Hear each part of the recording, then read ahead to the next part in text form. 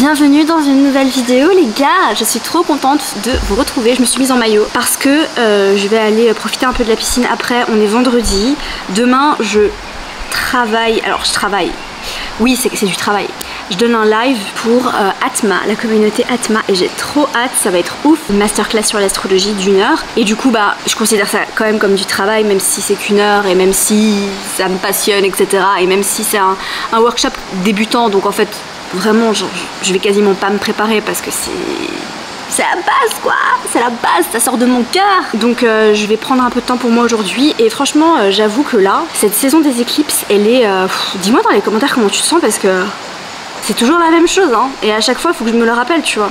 Mais je pense que toi et moi tu vois on a de la chance parce qu'en fait on sait. Tu vois ce que je veux dire? Je pense que de savoir ça aide. Puis aujourd'hui en fait genre le plus important c'est que bah, je vlog et en même temps bah, je vais répondre à vos questions astro, les questions que vous m'avez posées sur Instagram. Et les gars vous m'avez envoyé des pépites. La semaine prochaine je déménage donc il faut absolument que j'avance sur mon travail de la semaine prochaine. Mais j'ai en même temps besoin de me reposer. Il y a beaucoup mais j'ai besoin de me reposer. Et en même temps genre émotionnellement j'ai besoin de... Il y a des choses qui travaillent. On va parler d'un truc hyper positif. Comment savoir si vivre dans un autre pays est fait pour nous? Il faut essayer. Moi je pense sincèrement que tu ne peux pas savoir si tu as envie de vivre dans un pays avant d'essayer. T'as beau regarder des vidéos sur YouTube, t'as beau parler avec des gens qui ont vécu là-bas, il n'y a que quand tu vas aller dans un endroit que énergétiquement tu vas ressentir et intuitivement aussi, ok ici je me sens bien, ici je sens que je pourrais vivre ou pas. Et ce que je te conseille c'est de pas venir en vacances parce qu'il y a une grosse différence entre partir en vacances dans un endroit et genre y habiter, d'accord? Donc vraiment de venir un mois et de te poser à un endroit et vraiment de tester le lifestyle, genre 3 semaines, un mois, vraiment teste le lifestyle, discute avec des gens, rencontre des gens qui sont là, discute aussi et aie pas peur d'aller regarder aussi les désavantages. Mets pas tes lunettes roses en mode ah oui il y a que des... Non, tu vois genre à Bali, enfin la vie elle est incroyable ici, genre vraiment, enfin j'ai déjà fait tout un épisode de podcast là-dessus donc je vais pas revenir, mais vraiment il y a aussi des choses qui sont pas incroyables et il y a des gens qui sont pas faits pour habiter ici. Donc teste. Voilà, c'est mon meilleur conseil. Je me retrouve plus dans mon signe solaire que mon ascendant. Mais je vois pas mal de personnes dire que l'ascendant ressort plus, j'aimerais bien ton avis. Je suis pas d'accord sur le fait que l'ascendant ressorte plus ou soit plus important que le soleil. Je pense vraiment que ça dépend du thème astral et d'ailleurs tu t'es inscrite au mentoring astro intensif donc t'inquiète pas, on va voir tout ça dans le mentoring mais vraiment ça dépend du reste du thème astral. Généralement on peut voir aussi, puis après ça dépend de comment la personne s'incarne dans son thème, mais on peut voir quand une personne d'après le thème, le reste du thème, va plutôt se reconnaître dans son signe solaire ou dans son ascendant. Mais après encore une fois ça dépend de comment elle s'incarne et ça dépend aussi des transits, ça dépend de beaucoup de choses.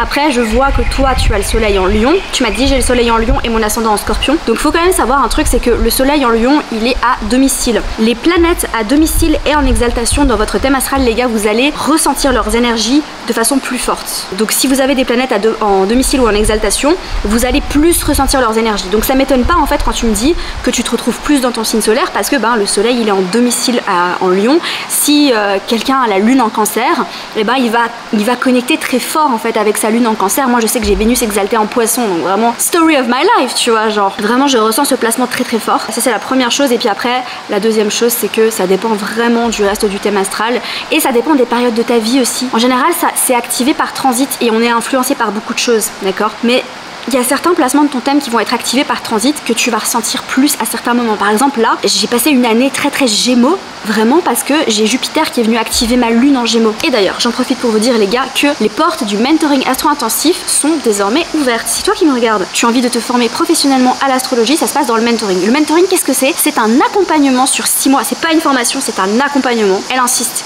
Parce que oui, je te prends par la main et je te coach, je te mentor, je te transmets tout ce que tu as besoin de savoir pour arriver à la fin de l'accompagnement, donc 6 mois après, et tout simplement savoir faire et donner des lectures de thème natal. Que tu aies envie de devenir astrologue professionnel, que tu aies envie d'utiliser l'astrologie comme un outil de développement de toi, d'aider tes clients si tu es déjà coach thérapeute, si tu as envie d'ajouter une nouvelle corde à ton arc.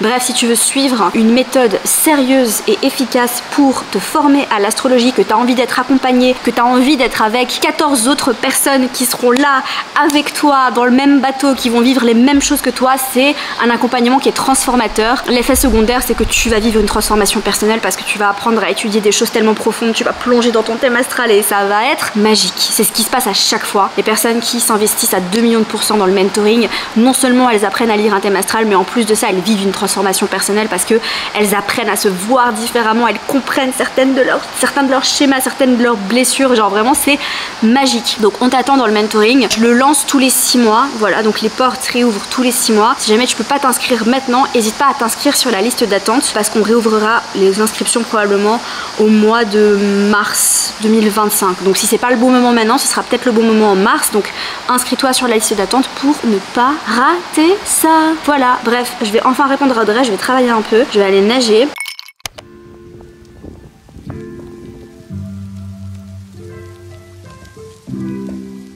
Ok les gars, votre pote est douché, ça y est, mes cheveux sont trop courts. Genre je suis allée les couper chez le coiffeur et elle a coupé trop court, c'est pas grave. Je reprends le taf là, je me suis commandé un petit iced latte parce que sinon c'est pas drôle. Alors c'est fini de commander du café H24 dans ma nouvelle villa. Donc je déménage dans 1, 2, 3, 4 jours.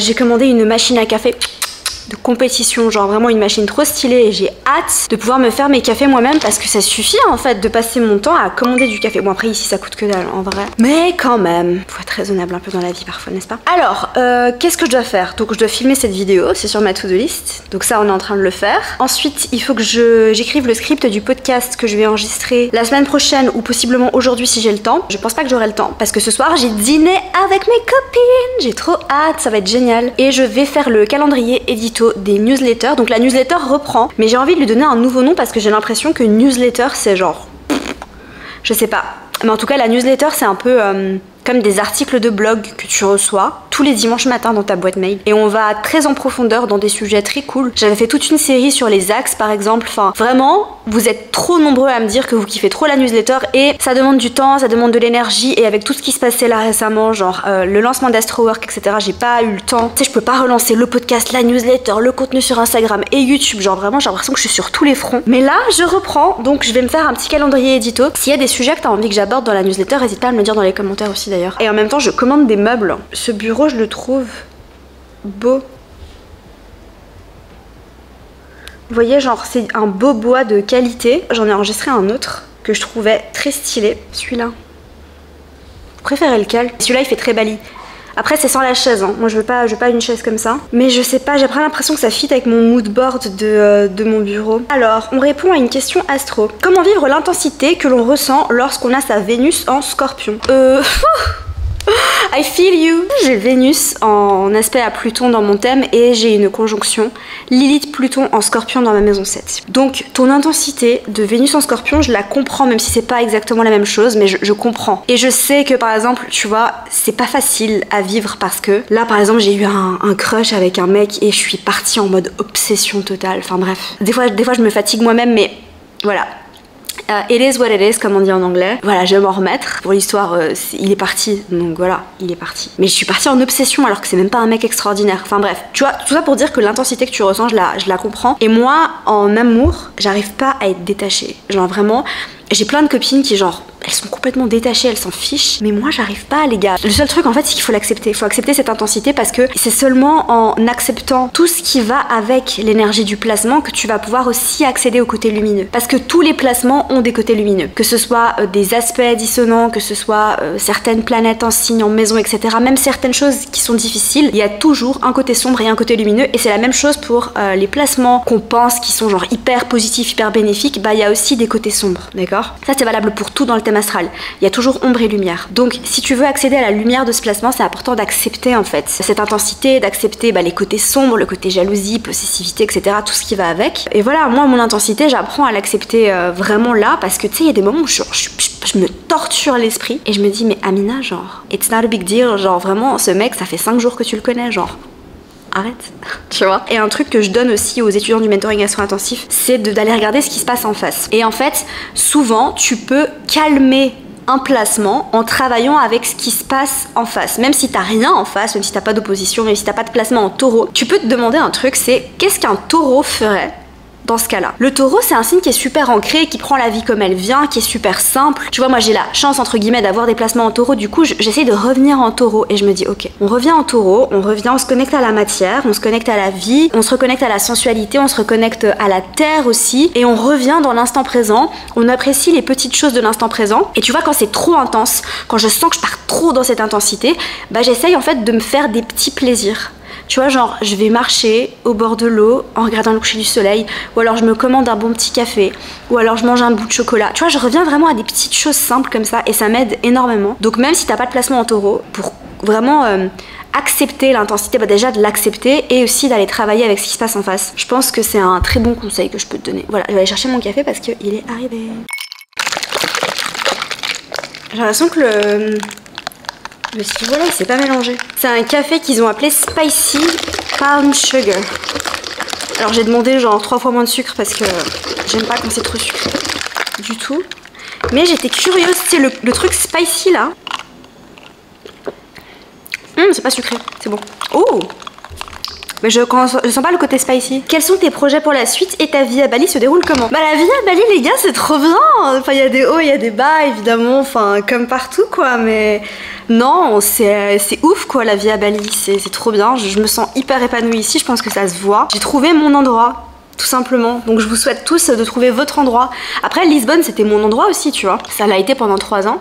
Et avant ça j'étais où? Avant ça j'étais à Bali aussi. Et avant ça j'étais en Thaïlande, et avant ça j'étais à Paris. Voilà, et à chaque fois c'était mes endroits, et j'étais très heureuse. J'ai toujours été très heureuse dans les endroits où j'ai vécu, à part à Lausanne pour être honnête. Je sais pas combien de temps je vais rester ici mais on verra. Et mes projets pour la suite, bah écoutez, développer J'aime trop ton signe là. En fait je sens vraiment, et c'est comme ça à chaque fois avec moi, quand je me pose, mais vraiment me poser, parce que là tu vois ici, dans cette vie là, je suis pas vraiment posée. Là je vais me poser, je vais m'ancrer, je vais avoir un bureau. Genre vraiment t'imagines, genre je vais avoir un bureau, c'est mon rêve. Je vais avoir un bureau à moi. Attends, je me suis fait piquer par une fourmi. C'est chiant ça. Si clairement t'aimes pas les bêtes, les insectes, les araignées, les geckos, les cafards, viens pas à Bali hein. Bah t'as vu, je vais commander mon bureau, j'ai commandé un fauteuil podcast. Je vais vraiment avoir une pièce à part, genre juste pour moi, pour travailler, pour créer du contenu. Et ça j'ai vraiment trop hâte les gars, genre vraiment c'est mon rêve. Et je suis trop contente d'avoir pu faire en sorte qu'il soit possible. Puis c'est aussi grâce à vous hein, genre merci d'être là d'ailleurs, by the way, genre vraiment merci de me faire confiance. Et j'ai un autre projet, alors c'est un autre business, c'est pas sur J'aime trop ton signe, donc je vais lancer un autre business très prochainement. Je peux pas encore vous en parler parce que c'est pas encore concrétisé. J'ai pas envie de faire la meuf, mais tant qu'il n'y a pas quelque chose d'ancré dans la matière, j'ai pas envie d'en parler sur internet. Ça n'a rien à voir avec ce que je fais. Non, ça n'a pas rien à voir, mais c'est complètement différent. Mais ça n'a pas rien à voir. Je vous en dis pas plus, mais vous allez le découvrir. Et je vais en parler un peu sur J'aime trop ton signe, mais vraiment, vu que c'est complètement à part, c'est pas une formation, c'est pas, voilà, ça n'a rien à voir avec tout ça. Mais j'ai trop hâte, vraiment, c'est un rêve de gosse. Et puis, petit voyage en Australie au mois de janvier. Mais j'ai pas l'intention de trop voyager, là, c'est vrai que je veux plus voyager, j'ai plus envie, là. Tu vois, genre, aller partir à l'aventure sur l'île, aller... voir des cascades, aller me poser 2-3 jours à Uluwatu, aller dans le nord, etc. Ça oui, mais genre voyager, prendre l'avion et tout, j'ai plus envie. Genre vraiment ça me gave. Donc je reviendrai en Europe genre dans 1 an, tu vois, pour aller visiter ma famille. Je vais aller en Australie en janvier parce que je dois sortir du pays pour le visa. Voilà, c'est tout. Mais je vais rester, je pense, 2-3 semaines en Australie. Peut-être 1 mois parce que l'Australie vraiment c'est... Ah, j'ai reçu un colis. Les gars, je sais ce que c'est. C'est pour ma nouvelle maison. Tadam! Voilà, bah c'est le Nutribullet quoi, hein. Genre j'ai pas fait très original. Je les kiffe parce qu'ils font le taf. C'est une valeur sûre pour me faire des petits protein smoothies. Coucou. Attends, je suis toujours assise au même endroit là. On va changer. Comme si ça changeait beaucoup. Je me suis préparée.